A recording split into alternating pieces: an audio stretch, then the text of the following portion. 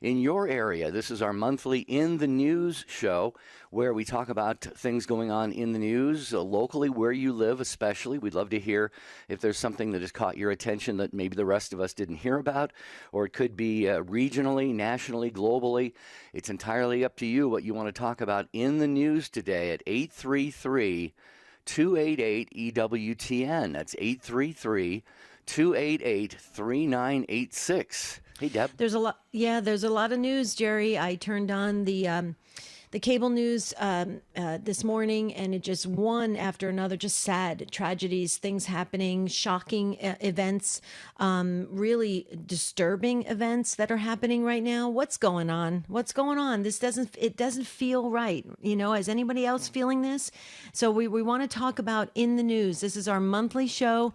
We dedicate it to really finding the truth in what we hear on the news and try to make sense of it and see how it affects our lives, especially our Christian walk. So if there's a news story that's even locally or regionally in your area you want to talk about that maybe is not being picked up by the mainstream media, please do so. Or if you want to pick the top news story, like we were just talking before the show, 3 deaths of Hollywood actors, 3 deaths: Sidney Poitier, Bob Saget, and Betty White. A lot of people say it comes in threes, and we just heard about the passing of those individuals, and we put them in the book. We put everybody in the book. Okay, when we know about people, whether they're Catholic or not Catholic, if they've been part of our lives, we place them in the book because we consider it part of the bigger family, if you will. So it's very important that we talk about things in the news. Call us 833-288-3986.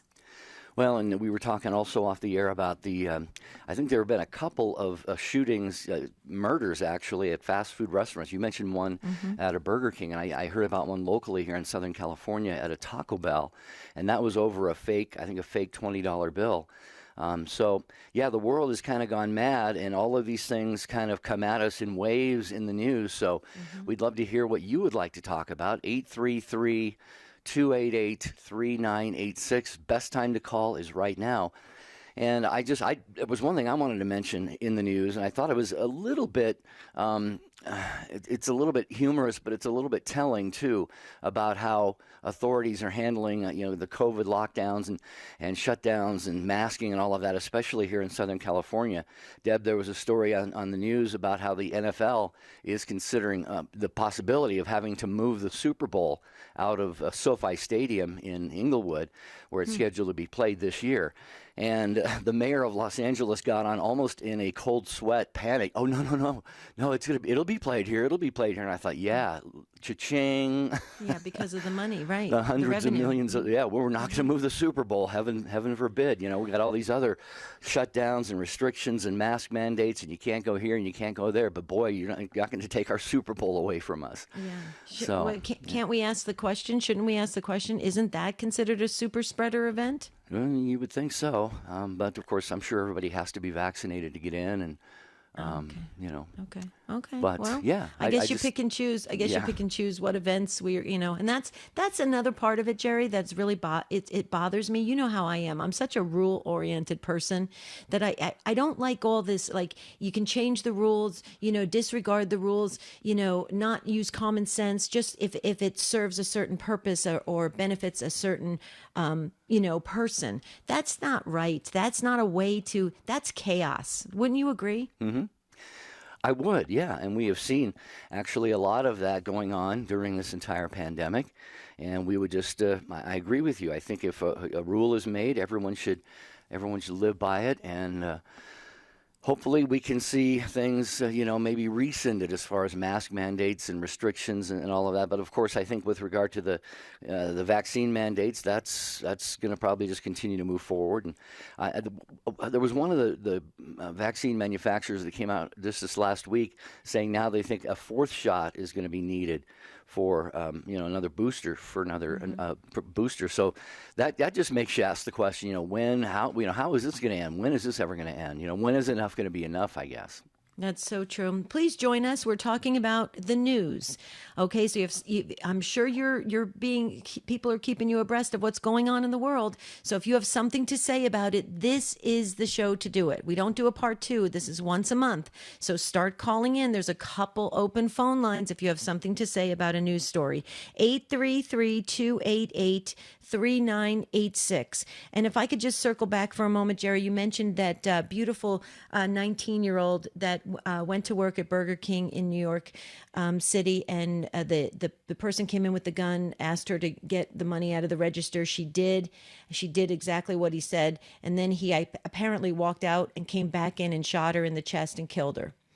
And folks, if you heard that news story, please pray for that young girl, but pray for her mother. Apparently, they're saying the mother is so distraught because she encouraged her to get the job and better her life and be independent. And she encouraged her, the work ethic. She wanted to, have her establish that, and so she feels horribly guilty because her daughter lost her life. So please pray for that mother. I put that young girl in our book.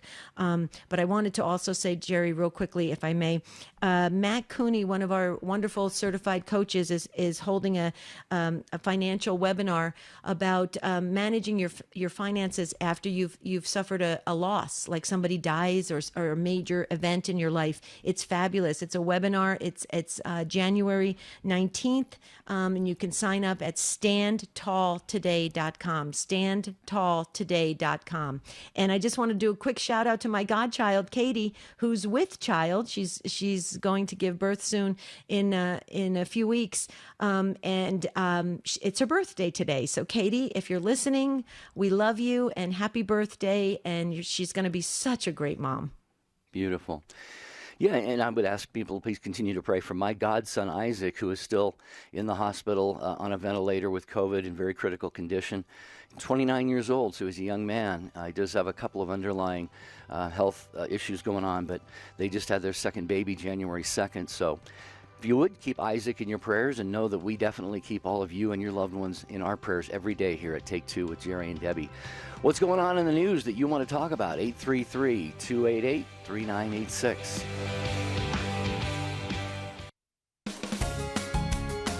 This is a Messy Family Minute with Mike and Alicia Hernan. We talk a lot on our program about the messiness of life, but we thought we should take a moment to explain why it's important.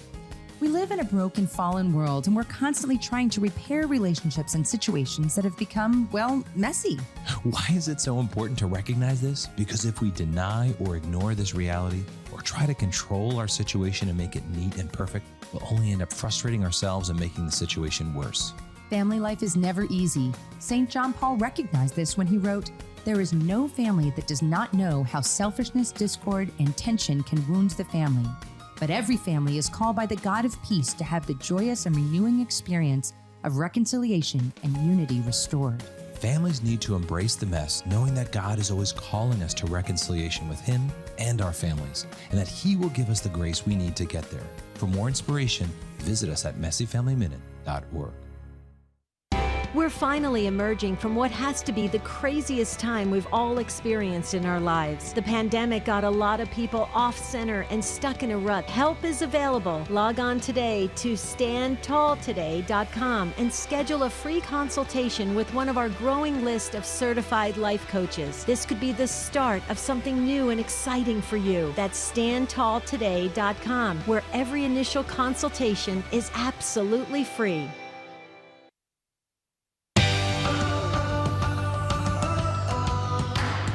Well, thanks to you being there, we get to be here every weekday at this time on Take Two with Jerry and Debbie on EWTN Radio. I'm Jerry Usher along with Debbie Georgiani, Rich, Matt, and Jeff, the show team, all in place. So we are set to go with a new week of broadcasts, and today it's in the news. Whatever you would like to talk about that has grabbed your attention, 833-288-3986. We're going straight to the phones right after I tell you about Our Lady of Guadalupe statue. from EWTN Religious Catalog. This beautiful devotional statue features Our Lady of Guadalupe standing behind a battery-operated wax votive candle with a lifelike flickering flame. And the candle requires 2 AA batteries that are not included and comes with a complimentary remote control. And the statue is made of a resin stone mix and measures 11 inches high.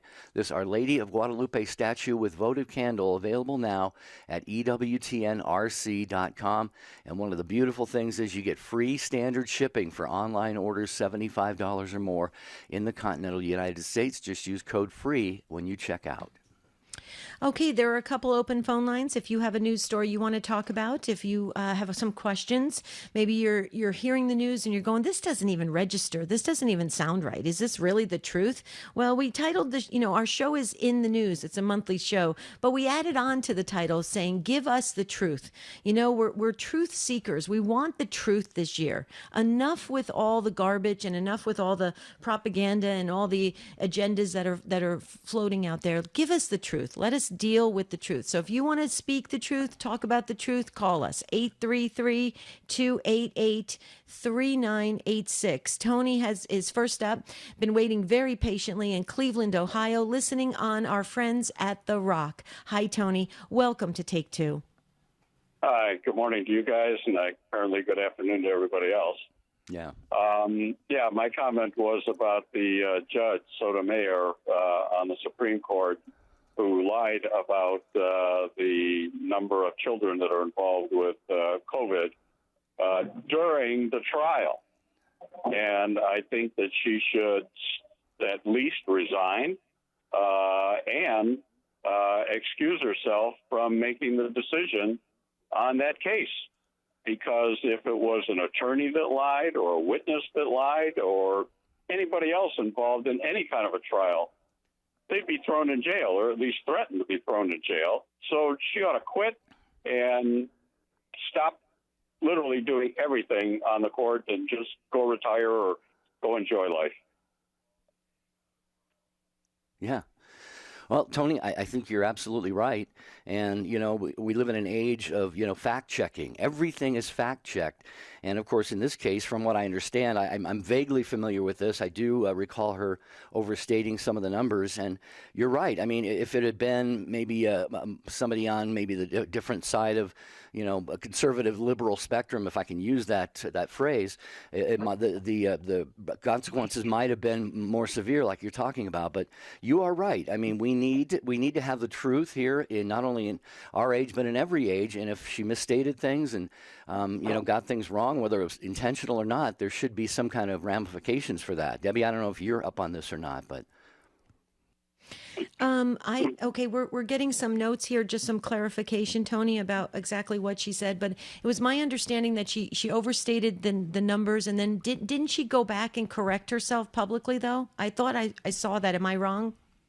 I have no idea whether she did or didn't, but those people, anybody involved in a trial, researches everything so that they're prepared. Right. I am convinced that she knew that number was a lie. Absolutely. Okay, and so the actual number was that she said was 100,000, and the CDC lady that was on, whatever her name is, said that the actual number is closer to 7,500 of all children for all problems, not just serious problems related to COVID. And again, they know what they're doing. They have researched things before that trial happened. She knew that number was not correct. Mm-hmm. Well, so I mean, unfortunately I've been involved in a few different situations where I've had I've been involved in a court proceeding and stuff. And I know that attorneys and judges and stuff can misstate and then correct themselves. So I personally don't know the specifics of if she did or didn't. But Tony, to your point, let's take it even bigger than this, because this is a big thing. What the Supreme Court justices are talking about and deciding now. This is a big thing for all of us for a long time. This is going to affect all of us. But you know what bothers me, Tony? I can hear the anger in your voice, and I share that because I'm noticing that, and then tell me if you're noticing this. I'm noticing that people in the news, or people of authority, or people of a political influence, or people with a lot of money, richest people in the world, are saying things and people are accepting them as gospel truth. And it's really bothersome because they're not even doing their own research and processing correctly. And it's almost like, I feel, this is just my personal opinion now, Tony and Jerry, and the whole world who's listening. I personally feel that we're not using our brains. It's almost like a form of brainwashing, because when you say something enough, it doesn't make it a truth. And I know this. Yeah. And I know this because I actually have a dear friend that I showed her the actual facts, the facts of something. I mean, not conspiracy theory, not anything, the actual facts. And she still didn't believe it because she heard it long enough from the media and from people of influence that she's going to trust them over looking at a piece of paper and seeing the black and white facts. So that's scary, Tony. We're in a bad time. And if it was a conservative person that made a statement, they would be immediately taken off all the computer places that you can go, and the misinformation, lies, whatever words they use, but poof, they would be gone from the electronic world. Yet nothing happens, and I agree. And hopefully this is more frustration than it is anger. But it's just what you said. If you're in one ideology, whatever it is, it's acceptable and you're allowed to say whatever you want. And if you're in a different ideology, there's nothing that you can say that anybody that will believe. And we will force other people to only listen to one view, not multiple views. Yeah. And another problem is, and we've seen this so many times, especially in print media, Tony and Debbie, and that is, say you've got a major national newspaper, I'm not going to name any of them, but they report something, the information is wrong, it's splashed all over the front page, multiple stories, then shortly thereafter it's found out to be not correct, and they have to issue a retraction. Then you can find the small 2 or 3 sentence retraction on page A25. They bury it somewhere. The same thing is the case on TV. I mean, Ms. Sotomayor may have issued a correction, but where was it? When was it? How many people saw it? So like Debbie was saying, once when a thing is repeated often enough, people just will believe it. And like you mentioned, Debbie, you went to this friend and showed them the facts, and they still did not want to accept what you were showing them, which was actually based in truth. So frustration. It's really frustrating. It is. And what's sad, Tony and Jerry, and I know we got to move on to the next calls, but I got to tell you, what's sad about that is when we start checking our brain and not really processing through, I believe that's when the demons can really wreak havoc. Okay. Because if we're going to start believing lies and as truth, where that's headed. We have a real problem. So if we don't take the time, and let's face it, we're in a world where nobody takes the time, because you get these little news blurbs coming through and you think that's everything. And so you don't take the time to sit there and really dissect and go deeper. I believe we're headed for trouble, and we got to be careful spiritually, because that's where the demons can really mess around. Tony, last quick comments? No, I mean, I agree. Thanks for the ability to vent. It helps. You got it. You got it. We share it. We share the same feeling, Tony. Yeah, we're here it's for very you, frustrating. Tony, anytime. Yeah. Okay. Bye-bye. Bless you, brother. Happy New Year. 833-288-3986. Our producer, Rich Jesse, Debbie, I'm sure you see this, the note he passed over that CDC Chief Dr. Rochelle Walensky was on Fox News Sunday, and they pressed her on Sotomayor's comments, and she was forced to confirm that there are actually fewer than 3,500 kids with the virus in hospitals, unlike what Justice Sotomayor said, over 100,000. So that's a little bit of a difference. That's a discrepancy right there, I would say. Well, that's huge. I mean, you're not talking, that's gigantic. That's not like off a couple, 50 people or 100 people. You're talking, that's... You're talking from something that is really manageable and I mean, it's sad, don't get me wrong, horribly and sad, but then when you take it to 6 figures, Jerry, it takes on a whole new life, wouldn't you say? Yes. Yeah, the fear and panic that six figures. I mean, like you said, one is too many. That's right. But 100,000 when there's only 3,500, that is really going to stoke the fear, I think, among people more Exactly. than ever. So, yeah. Exactly. If you say, yeah, exactly. I mean, one death is one too many, absolutely, or one hospitalization. You don't want people having to go to the hospital. You want people healthy, right? But when you start saying 100,000, that's frightening. Okay, let's move on. Where are we going next, Jerry? Because we've got text messages coming in, we've got phone calls, we've got YouTube, Facebook. Jerry, please wave to our friends on. They're starting their chats, and the number to dial to get on air with us for this In the News show is 833-288-3986. All right, Dewan is in Winston-Salem, North Carolina, and Dewan is listening on Sirius XM 130. Welcome to the program. Hi, yes. I was just calling in because I was actually listening to what was being said.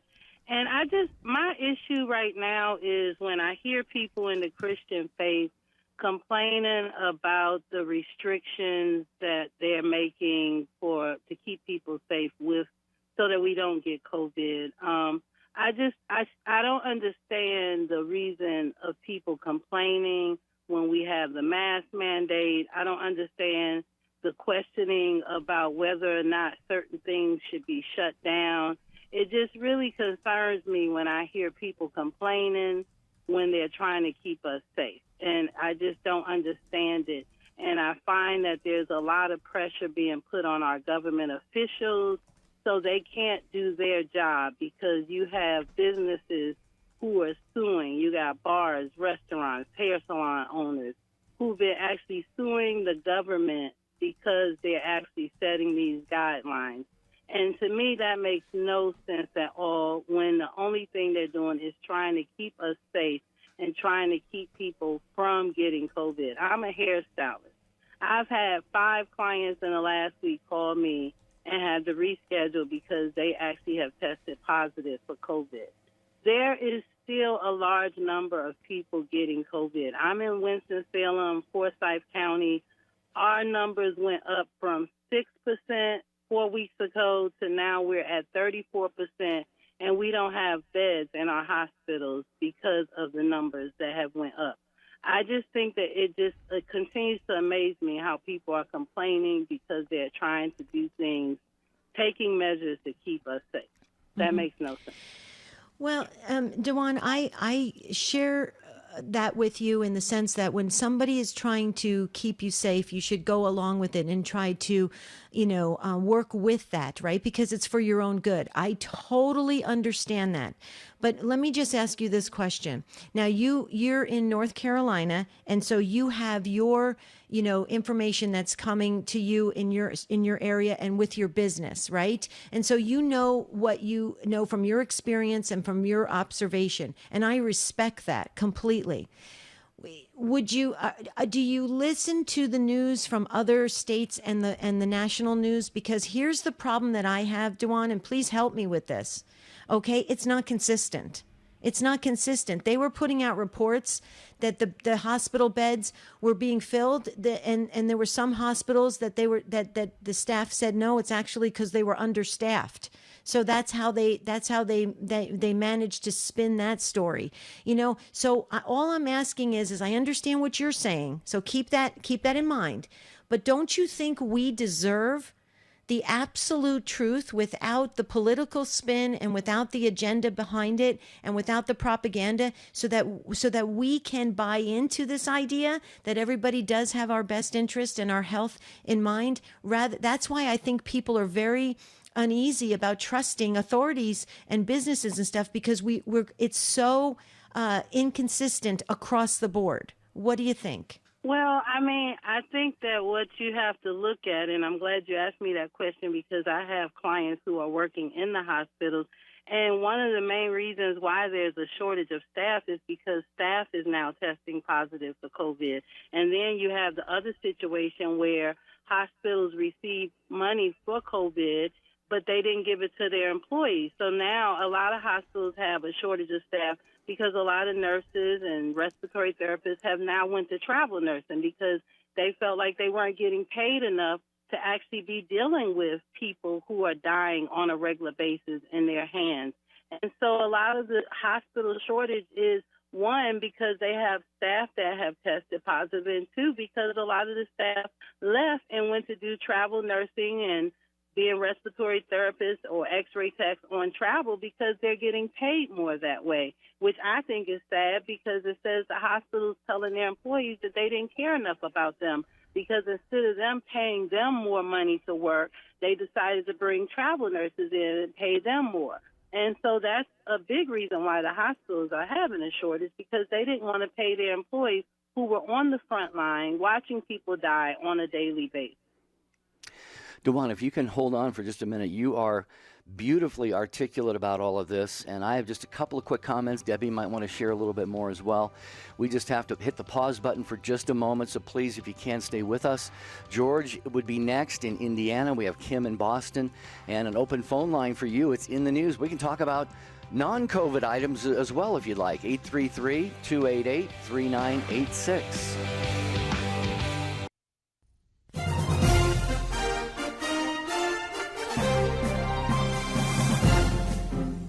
This is Kevin Burke of Priests for Life with Pro-Life Update. The Dobbs Supreme Court case was argued exactly 50 years after Roe v. Wade was argued. And now it is possible that the court will overturn Roe. They may do this without explicitly saying, "We reverse Roe." What we are looking for the court to say is simply that the states can set policy on abortion just like they do on numerous other issues, whether involving medicine or not. If states can constitutionally protect babies in the womb prior to viability, that is in effect a reversal of Roe. The people and their elected representatives in so many states are eager to protect the unborn and have already passed measures to do so. They are just waiting for the courts to remove the obstacles to have those measures go into effect. This is Kevin Burke on the EWTN Global Catholic Radio Network.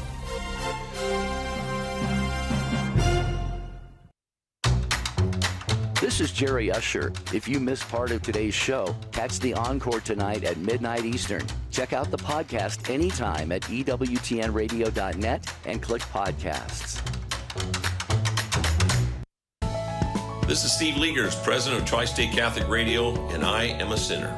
A sinner who needs God's grace and mercy, especially when I'm weak or disappointed in myself or have hurt others. Catholic Radio and its wonderful variety of programming reminds me that God loves me and uses radio as a medium to broadcast his love and encouragement into our world. Find a Catholic station in your area and tune in. The world needs EWTN Catholic Radio, now more than ever. Hi, this is Janet Williams. We embrace the essence of feminine spirituality on Women of Grace tomorrow at 11 a.m. Eastern here on EWTN Radio. Now, back to Take Two with Jerry and Debbie.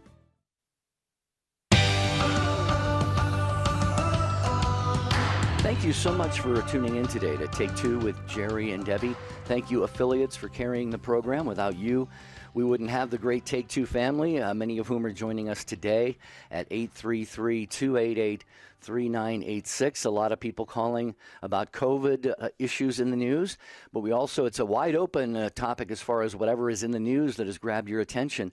So please feel free to call about anything you'd like at 833-288-3986.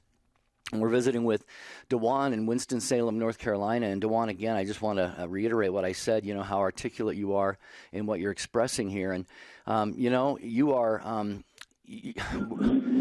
we definitely have a serious issue on our hands here. You may have heard me mention in the opening segment of the show, DeJuan, and I mentioned it on our prayer show the other day. I have a nephew, my godson, 29 years old, who is in critical condition on a ventilator in a hospital in Phoenix right now, just had their second child on January 2nd. So I've known that this was a serious matter and needed to be taken seriously all along, but now it is really hit home with me. And many of my colleagues, where I go to church, my parish, have also had COVID. I think all of them have recovered. But, it's kind of like whack-a-mole. Remember that game whack-a-mole? You whack one mole and another one pops up somewhere else. And I think that's part of what we're dealing with, as Debbie was trying to point out, is, the information comes You get this information over here, then you get this information, then you got this restriction, then you got this mask mandate, then you got this vaccine mandate, then you got this lockdown, this restriction, this shutdown. Kids can go to school, kids can't go to school.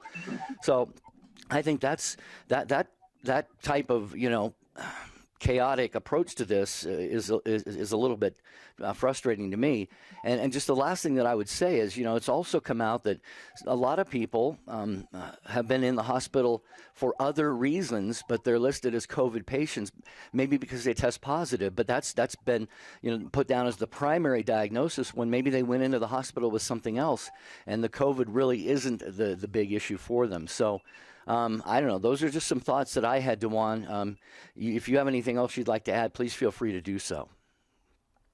Well, yeah, only thing I would like to add with what you were saying as far as with the children, a lot of the inconsistency to me is because of parents complaining. Like I know in my county, so many parents was complaining about their children being at home. They didn't want to have to stay at home with them.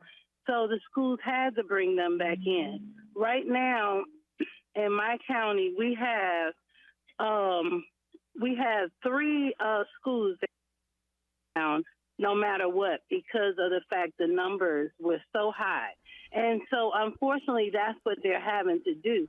Instead of them being able to do everything they need to do, they have to do it in bits and pieces because of, again, the people who are complaining, who don't want their children at home, who don't want to have to stay home and teach their children. I've had people tell me their children did terribly last year and they should have been kept back, but they passed them anyway. The children are hurting not because of the restrictions from COVID, but because, unfortunately, we have some parents who don't want to be parents and don't want to stay at home and teach their children. So the school system it's in a mess because of the fact they're answering to the demands of the parents who don't want their children to be back home. Well, yeah, go ahead, Debbie. Well, and please, Dewan, I don't mean to get in any type of debate with you or anything like that, but I have on my street where I live in Arizona, the most people are 2-income households. They can't make it on 1 income. So it's not, we're at that point where people are really having to make some major decisions on, do they have to, and then if you sell, where do you go? There's no inventory in Arizona. The whole thing is a mess. So you've got a lot of factors playing in. My neighbors would love to teach their children at home. As a matter of fact, they tried to form some kind of co-op. I don't have little children anymore. I'm a grandmother, but they tried to form a co-op and they actually asked me if I would come teach a couple things. But my point is they're trying to get creative. Dewan, things are happening so fast and everything's coming at people quickly. My personal opinion is that I think when you have a situation like this that affects the entire world, people are jumping in for good reasons. But let's face it, Dewan, people are jumping in for their own gain. They're seeing that there's money they can get. They see the greed. They see that an opportunity to grab more for themselves. It's a really sad state of affairs that we're in, that I'm seeing. I'm glad I'm the age I am, and I will tell you, I feel so grateful to God that I don't have little children at home, because I don't know what I would do. I would try to. But I agree with you that the best thing right now, because the public schools aren't doing, their job the way they should sometimes, not all the time. I don't want any emails, folks, because I love teachers. Okay. But I think that, homeschooling would be proper and could be very healthy for the family and help to restore the family. But people are not in that financial position, Dewan. So it's a mess. Would you agree with that we kind of got a big mess on our hands, and what do we tackle first? Well, yeah, I do agree with that, but I also want to say that right now, a lot of jobs still have people working remote. So, yes, you do have some people who did have to go back to work, but then you do have a lot of people where their jobs have them working remote, and they still don't want their children at home. And I think that's a sadness no matter what, But I do believe that, we just have to pray, We have to pray. Because in other countries, they're not having all these issues that we're having getting things under regulations and restrictions. So I just think we have to pray for our country that, whatever is going on, that it can. I mean, I'm ready. I'm not lying. I'm ready for COVID to be gone, but unfortunately it's not gone. So all I do is I just keep praying and asking God to make it easier and to let people be more receptive of the things that need to be done. Mm-hmm. Right, right. And may I just say one other thing about the stay-at-home parents, or parents that work from home, I should say. A lot of companies are not allowing you to kind of do a double, responsibility of working and having your kids at home. I don't know if people know that. I have a girlfriend who she works at home, and her company made it very clear you better not be homeschooling at the same time. So it's a mess. That's all I'm saying. It's you see what I'm saying, Jerry? Yeah. Dewan, thank you. We've got almost full phone lines, so we're going to move to some other calls. But thank you so very much. And the last thing you said, Dewan, is the most important. We need to pray, especially for the kids, for the children. This is impacting our kids in so many ways, on so many different levels. So we need to definitely pray for them, that they remain safe, that God protects them, their guardian angels watch over them. So thank you, Dewan, for joining us on today's program. We appreciate it. Yes, thank you. Thank you, and have a happy new year, Dewan. Call us again. We just love hearing from you. Absolutely. But Jerry, may I just say that you just said something about our children. I just heard on the news this morning. Now, I don't know the specifics because it was one of these news flashes that came through as I was fixing a cup of coffee this morning. But a 9-year-old, I believe, 9-year-old was telling their mother that they just want to be with their friends. They just want to be with their friends in school and play with their friends. And this 9-year-old was talking about wanting to take their own life. They just want to end their life. 9-year-olds shouldn't be talking like that, folks. We have a problem. We have a problem. We just have to do something. And I agree with Dewan. We better pray hard because this is not going in the right direction. Yeah, exactly. Well, we're going to go next to George in Indiana. George, thank you for holding. You've been waiting so long to get on the program. Welcome. Yes, can you hear me? Yes, we can hear you just fine, George. Thanks for calling. Yeah, you're welcome. I really appreciate you guys' show. You do a tremendous job. Thank you so much for what you do. Thank you. But I do want to express that Debbie hit it right on the nail on the head when she said misinformation. We have the most unbelievable misinformation going around this country about this COVID is just unbelievable. And what I want to say is the FLCC put this out from the very beginning, the frontline doctors, of what you can get through on this. And my wife and I and some other family members are perfect examples. We're 66 years old, and we got COVID and went into the treatments of ivermectin and hydroxychloroquine and went through these treatments with these frontline doctors. They gave you the whole protocol online. It was absolutely unbelievable how quickly we got over it. We're passing it on to everybody. There is something evil, very evil going on with this COVID. And I believe that if you do this, if you follow the money, that's where you find out where the problem is, because Big Pharma is making big bucks, and these over-the-counter drugs, not necessarily over-the-counter, but it's generic drugs, can heal these people. People are healing every day from this kind of medication. And we are just so caught up in this world thinking that we have to treat it with all these other things and all these other vaccines. And we've been misinformed. I'm just telling you, the frontline doctors are on target. They're having 90 to 100% survival. This is unbelievably misinformed. Yeah. Well, ahead, Deb. you want to go first, Jerry? You want me, or do you No, want to go go ahead, first? please. Yeah. George, I just want to say you definitely live up to your name. You're definitely a leader. St. George, I love that. Way to go. My sister was just teaching. I didn't know about this. Did you ever hear this phrase where after you make a very profound statement, then it's called like you drop the mic or something? You drop the mic. George, you did that. I have to tell you that I have been so frustrated on the money driven agenda that has been put out there, that if you're absolutely correct, when you trace the money, you go, well, this doesn't feel right.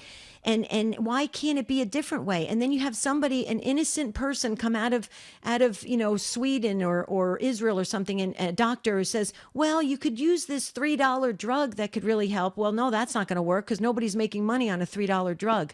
So, it's a little scary to me that it's become so obvious that there's this need for a huge amount of money to be grabbed, I should say, grabbed from this crisis. And that bothers me so much because, George, I'm going to say something publicly that I haven't said in a long time. Okay, I'm going through a pretty big battle with cancer, and I have been for a long time. And my doctors chose to treat COVID with therapeutics, and I too share that same experience that you shared, George. I made it through. My doctors chose to go a different route with me. Now, I'm not saying that works for everybody. Please, I'm making a medical disclaimer here that I'm not saying that goes for everybody. Some people who have underlying conditions and immunocompromised or have diabetes or overweight or whatever, all the things that factor in. But it really bothers me that had I chose the other route, it probably would have cost me thousands of dollars and I may not have been any better. And this particular route was maybe a couple $100. So there's a huge difference here that is very suspect. That's all I'm saying, Jerry. Well, I think I have a lot of agreement with what you said, and Debbie as well. I think, this is all, everything, so many things today, not just today, but throughout, I guess, human history have been driven by money. And I've asked the question so many times, who's paying for all of this?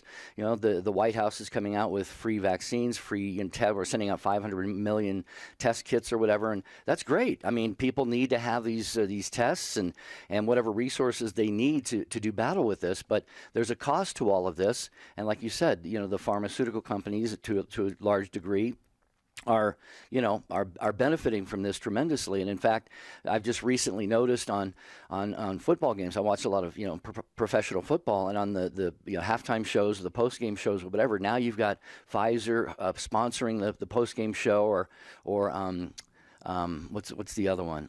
Abbott, Abbott Labs and stuff. So they're now, kind of putting themselves out there, more and more in the mainstream to, I think, have people recognize them and become more comfortable with them, So I don't know, George, what do you think? But Jerry, before George comments, here's the problem, Jerry. We're talking about it here on a very wonderful, comfortable platform, and we have a great talk show that we can discuss these things. We're not going to be probably changing the world with these conversations, or maybe we are. Maybe somebody's listening. Who knows?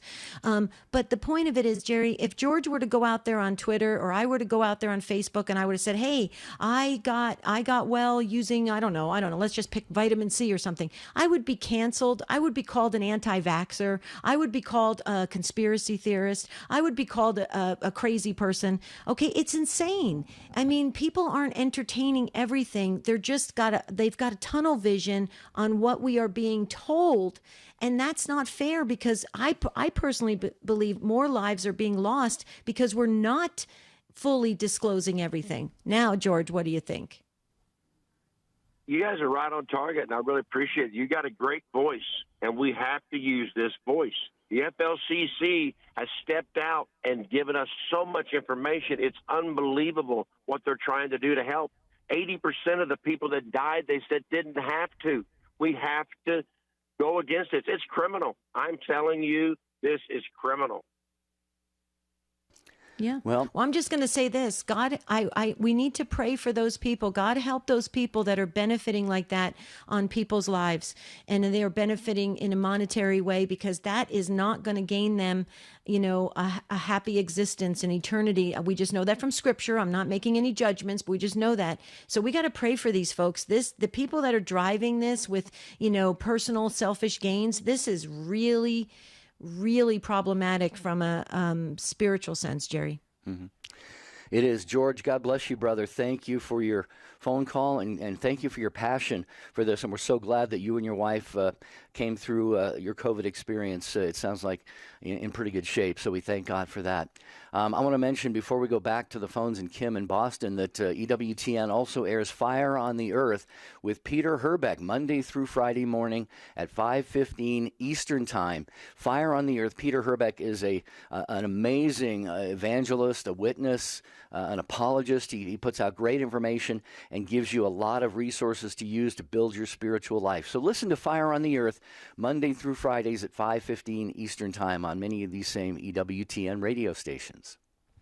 And Jerry and I are not trying to brag, folks. Please understand this. But when COVID first hit in 2020, Jerry and I talked about it, and I believe we even did it on a couple shows, that we had said, instead of possibly closing the churches, why not do what Poland was doing and having 17 masses on the weekend or 24 masses and limiting people and spreading them out rather than closing the churches. And look what we have today. Okay, now there's even some dioceses around the world that are thinking of closing things down again completely. This is really... there's so many spiritual elements to this that people aren't taking into consideration. We need the sacraments. We must have the sacraments. If you start denying the sacraments, then all hell breaks loose. I'm just going to say it. It's dangerous. I studied angels for 13 years. We're messing around with the spiritual component of what it means to be walking on this earth and to have the connection with God. And I think we're going in the wrong direction. Okay, Kim is up next, Boston, Massachusetts, listening on the station of the Cross. Now I've got a fire in my belly, Kim, so please forgive me. Go ahead. Welcome. Oh, no, I agree with everything you're saying. The reason why I called is, as my husband and I say, my son is 8 years old now. He was affected by COVID mentally because when the schools closed down, he didn't understand because he was only in kindergarten. Now they put everybody online, and then we went back 4 days a week fully, with Wednesdays being shut down to, sanitize the schools, and then summer closed. But my son, I needed help, and I still get help, where my son ended up in one of the major hospitals twice. Last time he was here was September 28th. He didn't come home until December 12th because of the fact that he was diagnosed due to COVID with ADHD, separation anxiety, and behavioral issues. Every single time we were trying to get him to school, he said, no, I don't want to get COVID. Now, I was forced to quit my job. I was a CNA, 3 floors of COVID of where I worked due to online learning. I didn't want to bring COVID home, and family needed my 2-job income. But at this time, there was no vaccine for him. Things kept changing, so my family needed to change accordingly. But now, when we went back into school, we didn't have that option. When we did 4 days a week, we had the option as parents to either keep them online for the rest of the year or put them in person. So considering I know what was going on at the time with COVID, when September rolled along, they never gave us the option to go back online. It's just like, well, we did this. Why don't we do the opposite? Because at the time, there was no vaccine for my son. Do you want me to send him to school 5 days a week with no vaccine? And now when I realized in December when we came back, now Boston Public Schools, both staff and children, students and staff are all coming down with COVID. And yet my son still hasn't gotten his vaccine yet because when I try to call up, they either have canceled it because the places have closed down, or the fact that I'm just waiting in line and it's 2 weeks out until I can get it. Now, teachers are not coming into school for non-COVID related matters, saying that Massachusetts should bring online learning back because there are children and staff getting sick with COVID. And the numbers have gone up. At the beginning, there was like 3% or 2% when they closed all the schools here in Boston.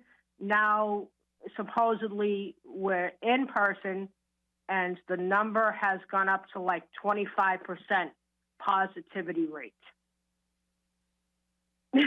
Yeah. And now my son is like on medications, like really mental health type of things. Yeah. I just, Boy, Kim, you've mentioned so many different things. I think your call kind of highlights some of the things that we've been saying on the show here today, and that is just the uncertainty of, what are we going to be doing next week? What are we going to be doing tomorrow? Yeah, what are we going to be doing, 6 months from now or a year from now? And you put your finger on something that is so important. We talked about it a couple callers ago with Dewan, I believe. We've got to pray, especially for our children. You mentioned the mental impact that this has had on your son. Yep. I can't remember how you put it. Mental COVID or something. He didn't have it. Maybe the virus. No. Go ahead. My son was spending at one of the major hospitals. I won't say online. But the thing is we were there like every other day, at a point that my son was literally throwing chairs at me, throwing things. Like it was at a point where he was hospitalized because the principal called me in, and it was around the time when you guys had the tornadoes down in Tennessee or some sort. Literally, the room looked just like down south, except the roof was still there. But you thought that one of those tornadoes came right through the school. Right. And I'm like, the son did this? And we're like, what is wrong with our son? And the doctor kept saying, the nation or Boston or the state is not doing the right thing, because your son is not the only one that I've seen today, every single time. And it's just like, because he doesn't want to get COVID. Yeah, right. And yet, it's like, and here's the thing, 2 issues is that the school kept saying, well, I should make sure not to watch the news so often. I'm like, I don't. Everywhere I turn, radio or anything, even commercials, they mention COVID. How can you hide that from the child? You know what I mean? Yeah. And I pray every single day to Mary and Joseph and the whole family, saying, please protect my children, because he's not my only child, too. And then on a second point is that, I still have to get my booster. The issue that I don't like is that they're saying there's breakthrough cases with people who have boosters, too. But yet you're sending my 8-year-old son to school in person 5 days a week as if nothing happened, and he's not vaccinated. Right. And now I have to go on the school website, to make sure they go by schools at Boston Public Schools of what the numbers are according to the school. Like I agree with you guys and the woman and stuff. It's just like common sense, people. Yeah. Well, Kim, again, you said a lot here, a lot of things definitely to be concerned about. We'll keep you and your son in our prayers. And I think again, getting back to our children, they are supposed to, the life that they should know is growing up. And like Debbie said earlier, there was the 9-year-old on the news saying, I just want to play with my friends, and thinking, wishing they could end their life. So this is having a drastic impact on our youngest people, on adults as well. I don't want to say there's not similar issues going on with adults, but Debbie, I don't know. We were typing back and forth there about maybe a part 2 on this show tomorrow. What is your call on that? Well, it's up to you guys. If you fill the phone lines, we could do it, because we're not going to. And thank you, Kim, so very much for sharing your story. We're not going to get to Sharon in West Virginia. Bill in Texas has his own personal story. Rob is going to talk about a lobbyist and representatives, and it's very interesting. So we could continue this. We've never really done an In the News part 2, but you guys want to talk about this, so I say let's do it. Rob, you could be first up tomorrow. Bill and Sharon as well. The others, please call in tomorrow. We'll continue this and talk about it. You know what, folks? Basically, what we're looking for is the truth. We just want the truth. Give us the truth, please. Those of you who are leading us. Okay, that's all we're asking for. Until tomorrow, have a beautiful and blessed day. And we ask St. Joseph, we need St. Joseph. St. Joseph, please pray for all of us. See you real soon.